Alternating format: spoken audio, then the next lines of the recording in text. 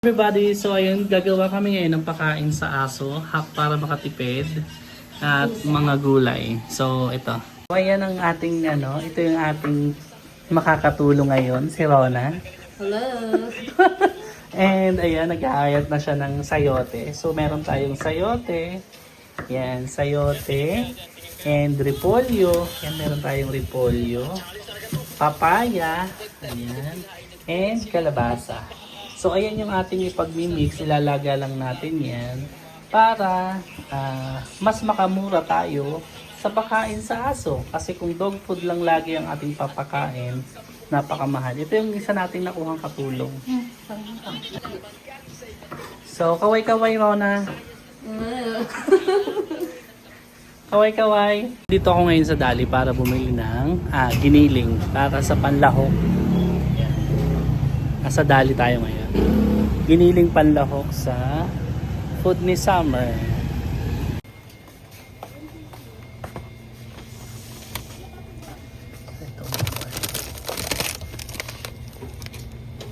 So ayan, sinalang na natin yung meron tong ground beef. Nabili ko lang to sa Dali. And yung mga gulay. So papakuluan lang natin yan para lumambot siya syempre.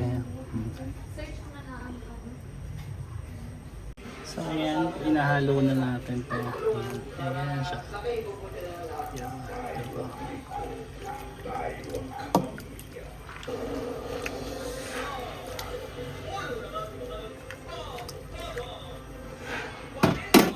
So ayan, medyo patapos na yung ating pakain sa kay Summer, sa dog, pakain sa aso.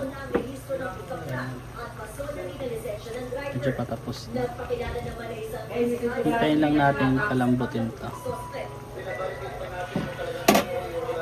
So ayun, magsasalim na tayo ng Food ni Summer. So ipoportion na natin siya ng isang ganito.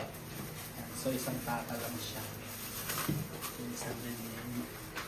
So ayan. Para tayo ay makatipid sa food. So ayan, lagyan natin ng sabaw. Diba? So wala tayong ibang nilahok dito kundi pinalambulakan lang talaga natin siya. Pinalambot. So ayan. Bilangin natin kung makakailang tayo. So dalawang ganito isang araw. So ayan. So may one day na si Summer. So tingnan natin kung makakailan siya. So ayan. Wait lang.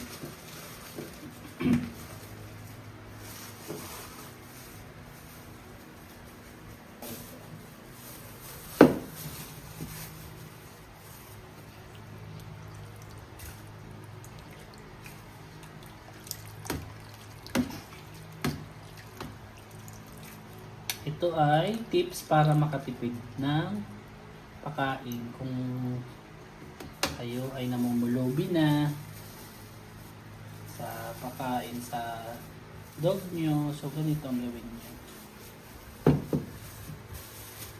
Ito ay worth 300 pesos. Ganito na karami.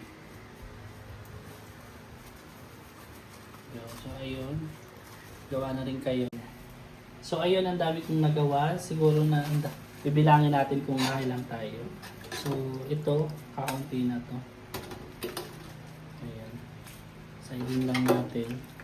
Kasi sayang.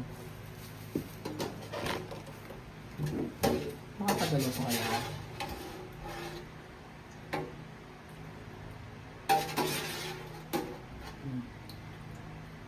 Kompleto yan. May papaya, may sayote, may giniling.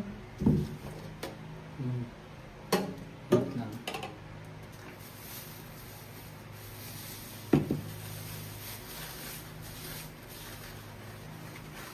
Bilangin natin kung makailan tayo. So, 3, 4,